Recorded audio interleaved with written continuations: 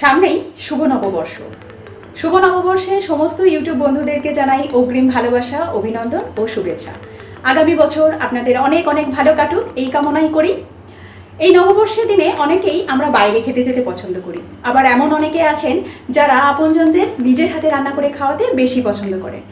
আজ আমি আপনাদের সাথে নববর্ষ স্পেশাল একটি চিকেন কারি শেয়ার করব।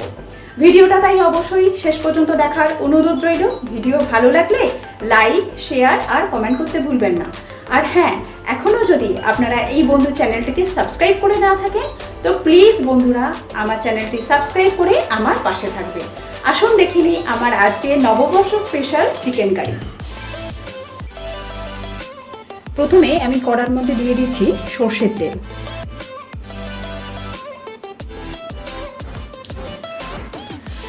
তেল গরম হয়ে গেলে আমি দিয়ে দিচ্ছি সামান্য পরিমাণ নুন আর সামান্য পরিমাণ হলুদ।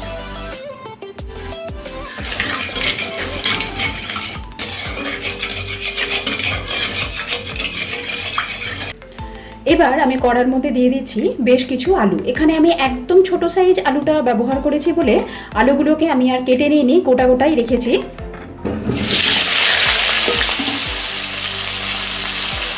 এবার আলুটাকে আমি গোল্ডেন করে ভেজে নেব।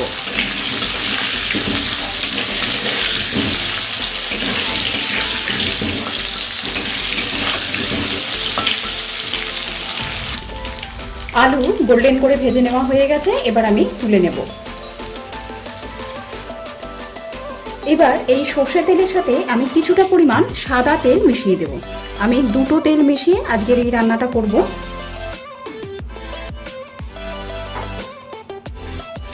এবার এই তেলের মধ্যে দিয়ে দিচ্ছি 3টে মুখ ফাটানো ছোট এলাচ আর 2টো দারচিনি। গোটা মশলাগুলো হয়ে গেলে এর মধ্যে আমি অ্যাড করে দিচ্ছি চিকেন। এখানে আমি 500 গ্রাম ওজনের চিকেন নিয়েছি। চিকেনটা একদম নর্মাল যেমন মিডিয়াম সাইজের পিস করে কাটা সেইভাবেই কাটা। এবার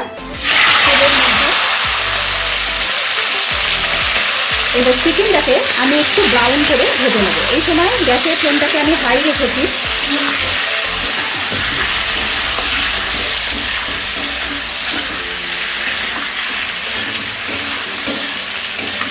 এখন কিন্তু আমি কোনো রকম নুন মেশাবো না, নুন মেশালে চিকেন থেকে জল বেরিয়ে যাবে। চিকেনের গায়ে যখন হালকা গোল্ডেন কালার ধরবে সেই পর্যন্ত চিকেনটাকে একটুখানি ভেজে নেব।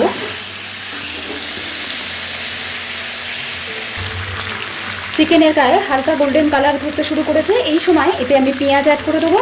এখানে আমি 2টো মিডিয়াম সাইজের পেঁয়াজকে একদম ফাইন স্লাইস করে কেটে নিয়েছি, এটাকে আমি অ্যাড করে দিচ্ছি।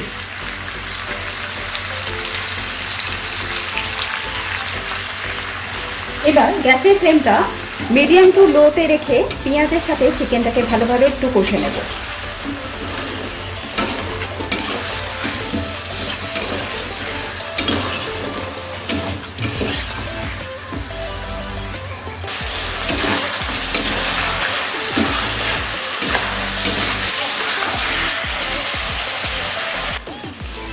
চিকেন আর পেঁয়াজ একসাথে কষতে কষতে দেখুন পেঁয়াজ অনেকটাই সফট হয়ে গেছে, পেঁয়াজের গায়ে লাইট ব্রাউন কালার ধরেছে। ঠিক এই সময় আমরা এতে আদা রসুনের পেস্ট অ্যাড করে দেবো। এখানে আমি 2 টিস্পুন আদা রসুনের পেস্ট দিয়ে দিলাম।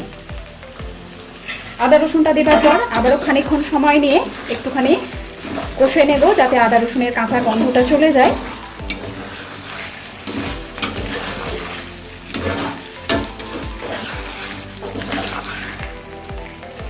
এই চিকেন রান্নাটা করা কিন্তু ভীষণই সোজা, আপনারা দেখেই বুঝতে পারছেন। কোনো ম্যারিনেশনের ঝামেলা নেই। এক কথায় বলা যেতে পারে এটা 1 পট চিকেন কারি। 1.5 থেকে 2 মিনিট সময় নিয়ে আদা রসুনটাকে ভালো করে কষে নেবার পর এখানে আমি টমেটো পেস্ট অ্যাড করে দিচ্ছি। এখানে একটা মিডিয়াম সাইজের টমেটো আর একটা ছোট সাইজের টমেটোকে আমি পেস্ট করে নিয়েছি, এটাকে আমি অ্যাড করে দিলাম। টমেটো পেস্টটা অ্যাড করার পর গ্যাসের ফ্লেমটা কিন্তু আমি একদম কমিয়ে দিয়েছি। এবার আমি এতে অ্যাড করে দিচ্ছি পরিমাণ মতো নুন,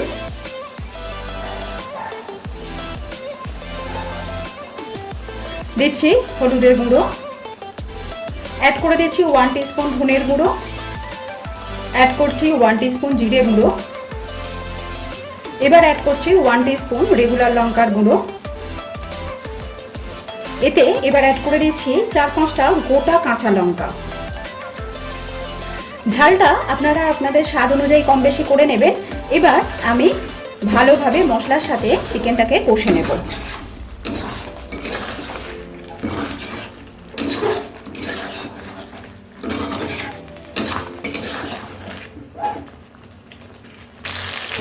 চিকেনটা 3 মিনিট কষার পর এতে আমি ভেজে রাখা আলুটা অ্যাড করে দিচ্ছি। যেহেতু চিকেনটা আমাদের প্রথমে ভেজে নেওয়া আছে আর চিকেনের পিসগুলো মিডিয়াম আছে, তো সেখানে চিকেনটা খুব তাড়াতাড়ি সেদ্ধ হয়ে যাবে, আলু সেদ্ধ হবে না, তাই আমি আলুগুলোকে দিয়ে দিলাম এখনই। এবার আলু আর চিকেন একসাথে আরও 3 থেকে 4 মিনিট ভালোভাবে কষে নেব। কষতে কষতে পেঁয়াজ খুব সুন্দরভাবে গলে গেছে, একদম গ্রেভির সাথে মিশে গেছে। আর দেখুন গ্রেভির কালারটাও অনেকটা বেশি ডার্ক হয়ে গেছে। আমাদের কষা প্রায় কমপ্লিট। এবার আমি এতে জল দিয়ে দেবো।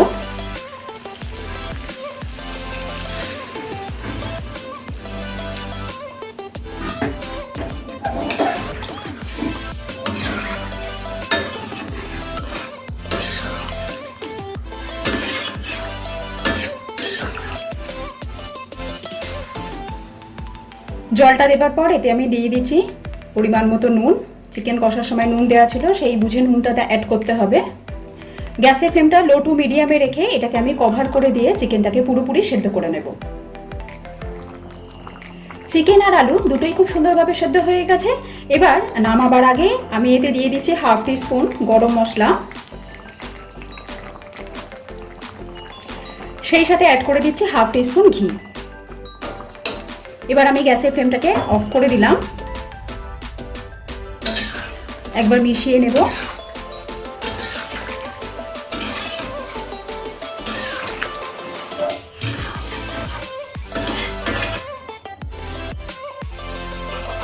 এবার এটাকে 4-5 মিনিট কভার করে রাখলাম স্ট্যান্ডিং টাইমে রাখার জন্য।